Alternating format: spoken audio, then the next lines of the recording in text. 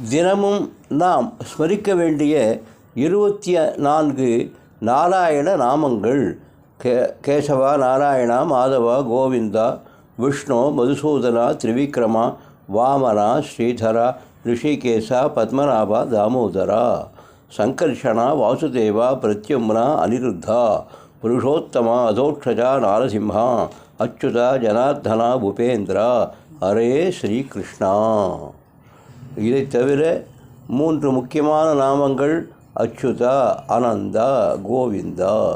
Achyutananda Govinda நாமோச்சாரண பேஷஜாது நஷ்யந்தி சகலாரோகாக Sathyam Sathyam வதாம்யகம்.